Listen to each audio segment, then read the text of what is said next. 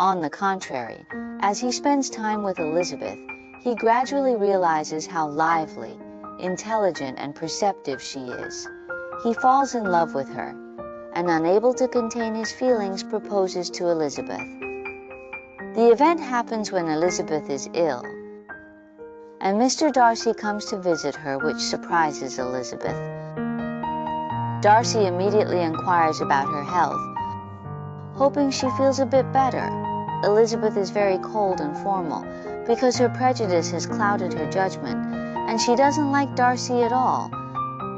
Darcy's behavior is quite strange. He sits for a few minutes, then starts pacing around the room. Elizabeth is puzzled but says nothing. After a few minutes of silence, Darcy suddenly, with great emotion, approaches Elizabeth and says, "I've fought against my feelings for so long, but it's been in vain. I can't suppress my emotions any longer. Please allow me to confess how deeply I admire and love you." Elizabeth was stunned, like she'd been hit by lightning, and didn't know how to respond. Darcy, on the other hand, misunderstood her silence for shyness and blush. So he kept going with his proposal. And what did he say? He said, "Even though you're low-born and marrying you would lower my status, and despite the obstacles from your family, I'd rather suffer myself than not marry you." Darcy thought this was a heartfelt confession, but as you can see, this is what a clueless guy sounds like. His words didn't help his proposal at all. While it might have initially flattered Elizabeth to have such an admired man propose to her, Darcy's continued arrogance in his proposal made her extremely angry. Elizabeth firmly said, "No matter how you propose, it's not going to persuade me to accept you." Darcy was taken aback. He hadn't expected that response. So Elizabeth decided to lay it all out. She told Darcy that from the very first time she met him, she felt he was arrogant, selfish, and conceited, with no regard for others' feelings. Her first impression of him was bad, and the subsequent events only reinforced her opinion. She explained about her sister Jane in Wickham, and then said, "I'm convinced that even if you were the last man on earth, I wouldn't marry you." Elizabeth may be stubborn, but she has a strong sense of integrity. She believes that if you treat others poorly and act unfairly, you deserve to be disliked, and she truly does dislike him. Darcy was, of course, thoroughly crushed. His pride and aristocratic arrogance were completely shattered. How did he respond? He said, "You've said enough, miss. I fully understand your feelings, and thinking about how I once had those feelings for you only makes me feel ashamed now. Forgive me for taking up so much of your time, and please allow me to sincerely wish you health and happiness." With that, he turned and left. Even after this scene, I still see Darcy as a gentleman, despite everything. So what happens next? After Darcy angrily leaves, he calms down and writes Elizabeth a letter. This letter is his attempt to clear his name.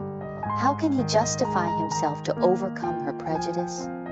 Darcy gathered his courage to propose to Elizabeth, thinking he was offering a sincere heart and expecting her to be moved. But Elizabeth's firm rejection and unfair accusations shocked him. Darcy was very upset, but still showed good manners and kindness. So how do you deal with someone who has a poor first impression of you and holds prejudices? Darcy's next actions are a textbook example of clearing misunderstandings. He writes a long letter starting with, "Miss, please don't be anxious upon receiving this letter. Don't worry that I'm revisiting old issues or pouring out my feelings again or proposing once more, making you feel as disgusted as you did last night. I write this letter with no intention to hurt you or to demean myself. Although I can't easily forget my feelings, for the sake of our mutual happiness, it's best not to bring it up again." So how do we view this letter? From this brief opening, we see Darcy's rationality. He doesn't let his emotions take over. He first considers Elizabeth's feelings, assuring her not to worry, that he won't propose again, and that he doesn't want to hurt her. But he also doesn't demean himself. Although he still has feelings for her, he's choosing not to mention it again for their mutual happiness. Next, he aims to clarify the facts and explain the misunderstandings, so he simply addresses 2 points. First, about Bingley and Elizabeth's sister Jane. Bingley was very enthusiastic, but Jane, being her naturally reserved self, seemed cold towards him. Darcy, not knowing this as an outsider, acted out of concern for a friend and decided to prevent the match, which had nothing to do with class issues. Second, about Wickham. Darcy describes him as a complete charlatan. Wickham refused to become a clergyman for money and then tried to elope with Darcy's sister, aiming to get her $30,000 inheritance. Darcy's sincere and unemotional explanation prompts Elizabeth to reconsider the truth. Is Darcy really as selfish, greedy, and malicious as she believed? This letter, with its proper expression, became an opportunity to clear up misunderstandings. Of course, one letter alone isn't enough to change someone's opinion of you, but it does give us a hint. If something isn't as you expected, don't just assume the other person knows. Thinking, "I thought you knew," isn't very objective. You need to explain and present the facts rationally, and do it promptly. Just like Darcy, he wrote a letter to Elizabeth the next day. Soon after, things continued to develop. Elizabeth received an invitation from her aunt to visit a grand estate, which happened to be Darcy's property. She had heard in advance that Darcy wouldn't be there, so she went with peace of mind. While at the estate, she met many people who knew Wickham. Their comments confirmed Darcy's description of him as a fraud, someone who left debts all over the place and relied on Darcy to clear them. This was when Elizabeth began to understand Darcy more fully, and her prejudice started to dissipate. This means that when others have a poor opinion of you, first you should try to explain, and second, you need to rely on your everyday behavior and reputation to gradually change their opinion.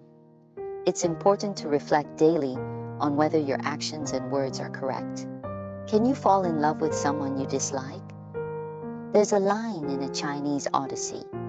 Can you love someone you hate? Can you? Can you not? Of course you can. In Pride and Prejudice, Darcy and Elizabeth's love starts to grow after they clear up their misunderstandings. So what is the foundation for this budding affection?